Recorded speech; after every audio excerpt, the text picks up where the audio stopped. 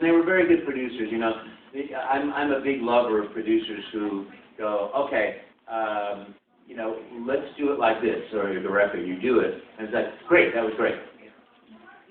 There are so many directors who go, that was great, do it again exactly the same way. You go, wait, are we going to record it this time?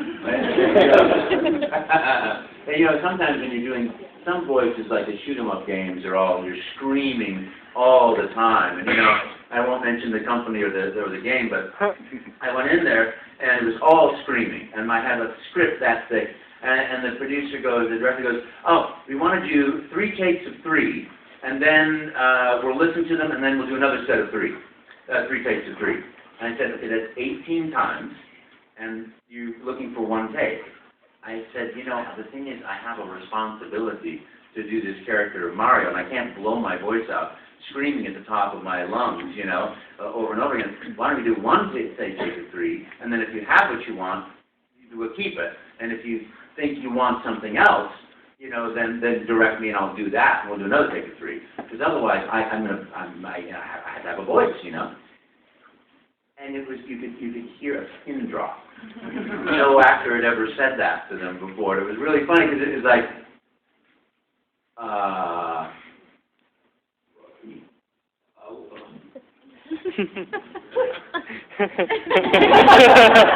and he scowled at me, and I'm like, you know, and so they did it, you know, they did it, and I'm very glad they did it because it preserved my voice. And I've never worked for them again. It's a big game company. I've never worked for them again. But I kept my voice, you know, and a friend of mine, who's a very good actor, went in there and he just did. Everyone else was just doing what they were told to do. They did, okay, 3 sets of 3 times 2. And then, oh, another set of 3, okay. And they did it, and this guy was screaming his lines and screaming his lines. It's all war, attack, kill, murder, war. You know, and he bled from his vocal box. Oh my God. And so he had to go to a doctor who said, you may not speak or whisper for 30 days, and then come back and see me. So you always have to be, you know, I mean, the thing is, as an artist, you always want to give everything you possibly can to make it. I want to make it really great, but you also have to respect your instrument and go, okay, look, I can give this much safely. Let's do that, you know. I don't know how I got onto that. It wasn't exactly what you were asking.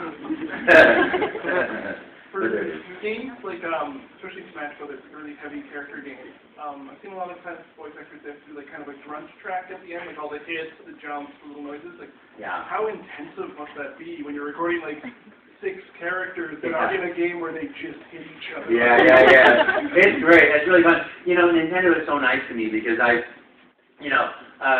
we do 4-hour sessions. And we do, like, if you have, like, 5 characters, 6 characters, we do 4 hours of Mario, 4 hours the next day of Luigi, 4 hours the next day of Waluigi, and, you know, and then the babies, and, you know, they don't usually talk that much if we do that. But then the last is Wario. We do our grunts and screams and things at the end of each day of each character. That gives me maximum time. But still, by the time I'm finished with Wario, it's like, okay, I'm going to go home and pat my throat. It's okay. You know? But it's interesting because the guy that does Bowser, you know, that deep all the time, I don't know how he does it, but I know for me, you know, if anybody's a voice actor and you're doing this acting, is water. So I drink water after every take to keep things, you know, fluid and lubricated to maintain and preserve your voice. I'm telling you. They're more important than me. Yeah. You're wondering why I'm standing here for most part. He's a great moderator, isn't he?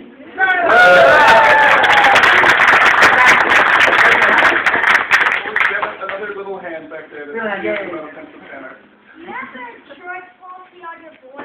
I have an insurance policy on my voice? You know, I imagine Nintendo probably does. I don't, you know, and I would speak for that, you know. But I don't. But I'm sure Nintendo probably does. Yeah, at least $10. Maybe 20. Do you have an insurance policy on your voice? Do you want to be a voice actor or animator? Play video games for a living? A lot of people that work at Nintendo, they were playing video games, and in the old days, you know, before the internet, you had like a help center that people you could call up, and these guys, you know, the entry level into out of colleges, into, you know, being, what are they called? Game counselor, thank you, gameplay counselor. And you call up, you know, and they tell you what to do. Of course, now you just, you know, go look at the cheats on YouTube, etc.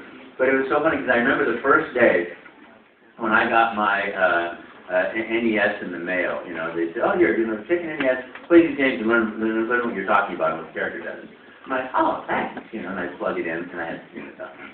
And I'm like, I say, yeah, you know, Duck Hunt was like this great game, and I'm playing, you know, and Mario game, and it's like I can't, you know how in the old days you have to combine buttons to make him jump long, you know, and